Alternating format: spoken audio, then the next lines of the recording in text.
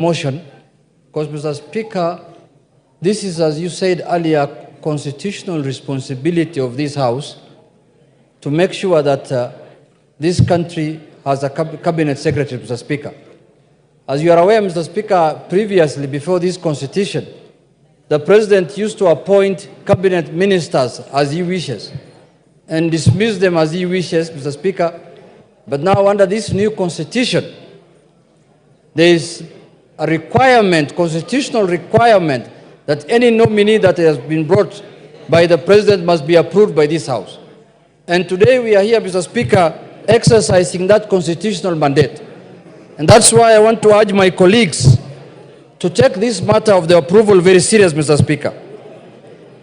The confirmation of cabinet nominees, Mr. Speaker, is not just a procedural, Mr. Speaker, formality, but it's a vital process that shapes the trajectory of the governance of our country, Mr. Speaker.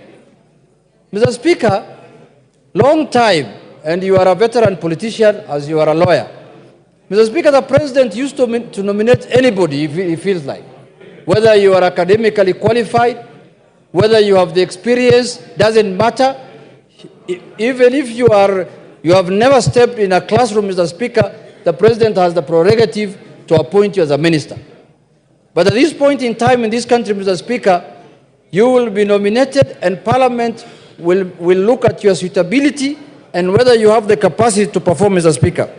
So for that reason, Mr. Speaker, these nominees went through rigorous evaluation, Mr. Speaker, and looked at the experiences, Mr. Speaker. And I want to take this opportunity to thank you as the chairman of the committee, because this committee has put a lot of man-hour into this matter, Mr. Speaker, took a lot of time to scrutinize these members, Mr. Speaker. And every nominee appeared before the committee in person, and all questions have been put across to them, and a lot of them answered, Mr. Speaker, satisfactorily as per the report of the committee. But, Mr. Speaker, the question that we need to ask ourselves is that why are we in this situation at this point in time, Mr. Speaker?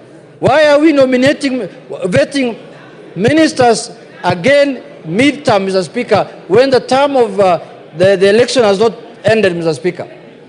Mr. Speaker, we have found ourselves in this situation because of our own making, Mr. Speaker. And one of the things that has come out in the vetting process is that the issue that has brought us to this situation was captured very well in our vetting process, Mr. Speaker. And we captured that the issue of arrogance, opulence, and show-off, Mr. Speaker. And we put those questions to the nominees, and majority of them took their time to answer that question, Mr. Speaker, and told us that they are not people of show-off. Order, members. Order. Members on the majority side, try and minimize your levels and tones of conversation so Mr. Speaker, we can follow the proceedings. Mr. Speaker, members of the majority side, some of them are being disturbed by what has happened in the vetting committee, the rejection of one of the nominees, Mr. Speaker. Mr. Speaker, we must have a vetting committee. And what the committee has done must be taken very serious, Mr. Speaker. The committee spent many man-hours to check on the suitability of every candidate, Mr. Speaker. And the committee is not doing any victimization. The committee is not doing any victimization. The committee did their work in accordance with the Constitution and the laws of the country, Mr. Speaker. The Parliamentary Approval Act, Mr. Speaker. If a nominee is incompetent, the committee cannot say anything other than that he is incompetent or she is incompetent, Mr. Speaker. Mr. Speaker. Order. Member for Order. Take your seat, JUNET. Member for Keyo South. I'll give you an opportunity to have your say. This is not a public rally. This is the National Assembly of Kenya. The right for everybody to say what they are saying corresponds with the right for everybody to listen to those who are saying. Just listen to your colleagues, you'll also be listened to in the same decorum.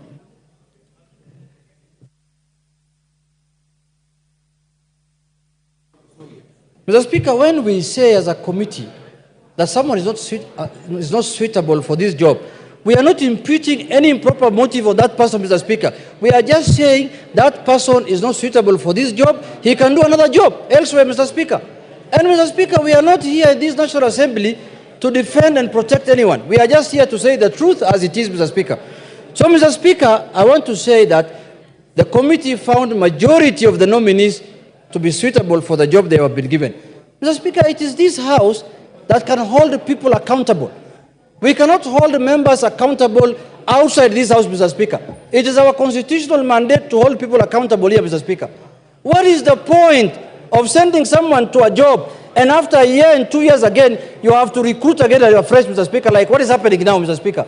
We must take our job very serious this time because the ministers that we vetted at the beginning of this term were assumed that they are going to finish their term up to the election, Mr. Speaker, but they couldn't do. Out of 22 cabinet ministers who are in office, almost over 10 of them are not in office as we speak today, Mr. Speaker. 10 of them are at home. Give him another 5 minutes. More than half of the cabinet that was vetted by this House, Mr. Speaker, at the beginning of the term are at home. They have all been dropped because of reasons, incompetency, and other issues. So, Mr. Speaker, it is the prerogative of this House to decide who is going to be approved and who is not going to be approved. But we must take the report of the committee very serious because the committee did public participation. They interviewed the nominees, they listened to them, they looked at their CVs, they looked at their compliance documents, they looked at their physical appearance, they looked at their mental everything, Mr. Speaker. So, Mr. Speaker, I urge this House, let us not belittle the report of the committee. The committee report is as important as what we are going to decide here, Mr. Speaker. Mr. Speaker, the other issue I want to say is that we looked very much on the issue of integrity and accountability, Mr. Speaker. There were allegations that have been raised by certain members. There were issues that were raised against, for example, a nominee, Honorable OPARANYA, Mr. Speaker. Issues of corruption, and we clarified, we said that the EACC has written, and the Director of Public Prosecution wrote to Parliament and said that there are no charges against that nominee, Mr. Speaker. And based on that, we made a decision. And himself, he appeared there and said, if there is any iota of evidence on him, on allegations of corruption, he is willing to resign, even if he's appointed, Mr. Speaker. Issues of drugs were raised about Hassan Ali Joho.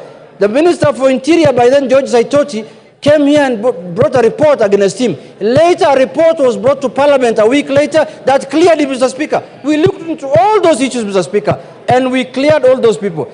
Issues of opulence, sideshow, what's called arrogance, and sort of were leveled against Honorable Murkomen. We looked at him, he came with a tie and a suit that did not look very expensive for that day.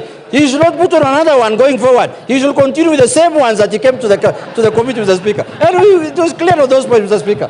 Mr. Speaker, we looked at the issues of commitment to public service, Mr. Speaker.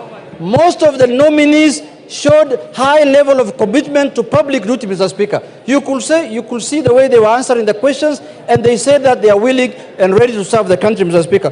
Mr. Speaker, in conclusion, I want to say this. There is nothing that stops this House to impeach any CS who does not perform his functions again. That responsibility again is with us here, Mr. Speaker. And the day a CS nominee does not perform his functions in accordance with the Constitution and in accordance with the wishes of Kenyans, we have the responsibility again to remove him from office and to impeach him. Lastly, Mr. Speaker, I want to urge the nominees that once you assume office, Mr. Speaker, kindly have in mind what Kenyans expect of you, Mr. Speaker. We interviewed the nominee for Interior, Mr. Speaker, and we told him there are many complaints about deaths in this country when people are demonstrating.